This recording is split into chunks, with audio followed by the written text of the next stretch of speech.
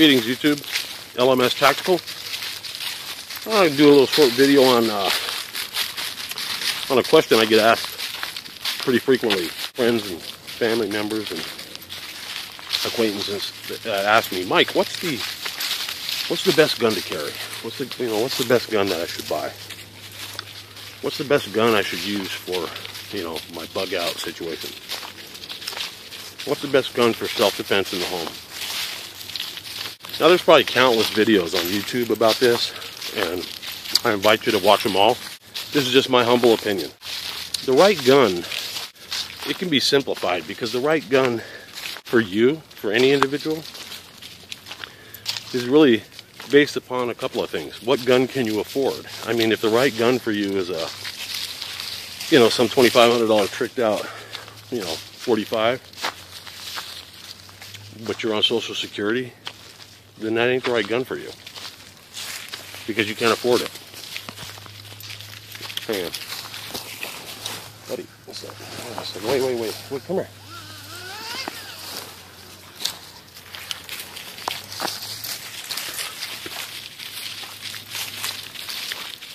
So if money is not an issue, and you can afford any weapon you want,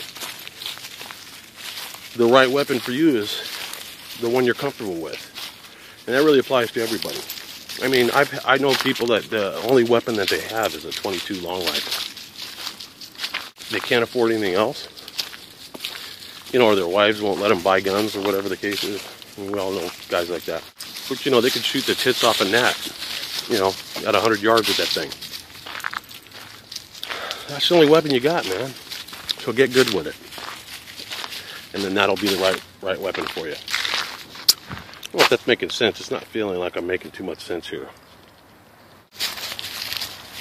A lot of people are never satisfied. I mean, let's face it, I've got over 30 weapons. I mean, it gets addicting. And I love weapons. I mean, I like weapons like I like watches. They're fun. I don't shoot all the weapons I have. Some are just there so I can open the safe and look at them and see how cool they are and close the safe and not look at them again for another month. Yeah, it's cool. But those weapons that I don't fire or fire once a year, those would not be the weapon of choice for any kind of self-defense. Now, I got a friend of mine who ran into some money recently, and he was going on a shopping spree and buying this weapon and that weapon. Come here, Charlie. Come here. And, he was talking about buying some long-range .308 type stuff, with the souped out, fuel-injected dual carburetor scope with, night vision and, infrared and all that shit. Look, do I think sniper rifles are cool? Yeah, absolutely. But the truth is, regarding sniper rifles, come on. Charlie wanted to go on the stickers. If you live in Arizona or New Mexico, Nevada, and you've got some, or Texas, and you're surrounded by fields of fire that are, 1,000 yards plus, then I could see you might have some use for a really good standoff weapon, man. A good sniper rifle, something that could reach way the fuck out there and cut somebody. But if you're living in a high-rise, or you're living in an apartment complex or a townhouse, and you're in the middle of the suburbs, you got to be realistic. I mean, when shit hits the fan, and you're grabbing your weapons, the weapons that you can carry and that you can move around with, are you really going to be lugging around that sniper rifle? I mean, what good is it going to do you? Is it practical? And, like any other rifle, come on, Charlie, what are you waiting on? Look at this look on his face. What do you want, man? Where do you want? Where do you want to go? Why are you stopping? Come on, man. What are you doing? Are you kidding me? Look at him resisting me. Look at this. This way, sir. God, what a little punk. Oh, now you're going to go the wrong way and get me tangled up. God damn it. Okay. Gonna cook this fucking dog for Thanksgiving if he keeps fucking with me. So, 308s, 50 caliber Barretts, all these sniper platforms, they're cool to have. If I could afford them, I'd have them too. But look around me. There's not really much open area that I could, take the time to practice to get efficient at 1,000 yards, nor would I ever need it. You know, there's not a good enough field of view for me to ever have to do that. So you get the point. So in the case of no open range, limited funds, I say a nice handgun that is efficient. Something, you know, if you're really, you know, there's no shame in being broke these days. But if you really have super ultra limited funds, then maybe you want to go with a 9mm. It's a common round. It's not a real man stopper, in my opinion. I would prefer something 40 caliber or above. If you can afford it, I would say get a 40 caliber or a 45.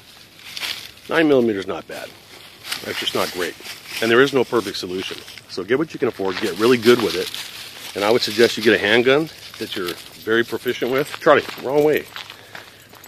And a shotgun. I'm a big believer. Come here. This way. Come on. I'm really being a butthole today. You don't like me making videos, so he tries to fuck with me. So, yeah, a shotgun is good for home defense. A shotgun is good for close-in work. You know, I would have a shotgun and I'd get good at firing different rounds. And I stagger mine with slugs and double-aught buck. Those are really good anti-personnel rounds. Come here, try it. And they're good hunting rounds too. Well, the double-aught buck is. You can practice with birdshot. It's not that expensive. You know, and Mossberg makes a great shotgun. I think it's a Mossberg 500. They're not expensive at all. Very efficient. Come here. I've had one, I swear. Well, I've had two. I've got two Mossberg 500s I've had since as long as my memory can go back.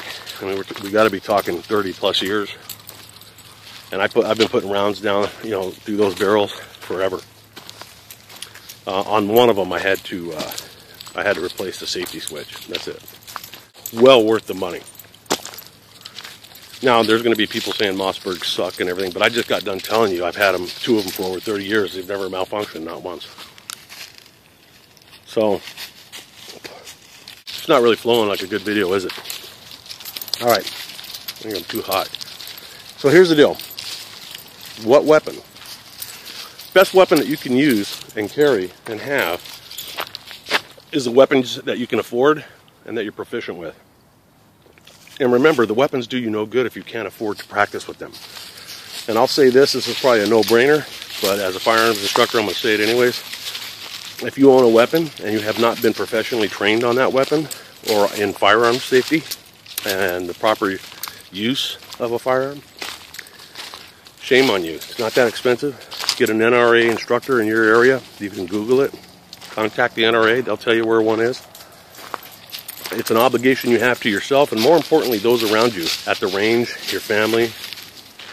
You don't want to be one of these dipshits in the news that winds up, you know, accidentally killing his kid because he thought the gun was empty, or he turned around to say something and shoots his wife. I mean, all this shit happens. Don't be that guy. Don't be that guy that gets embarrassed at the range when they come over the loudspeaker and say, hey, you on lane 5, you're unsafe. Get your shit and get out of here. There's no excuse for it. Get trained up. Buy the weapons that you can afford. I suggest a handgun and a shotgun. If you have the money and you're able to safely secure it, a good, you know, long gun, a semi-automatic platform is always good too. I'm basically talking about the AR-15 or the AK-47. Personally, I like having that because I feel like I can hit whatever I can see, no matter how far out it gets.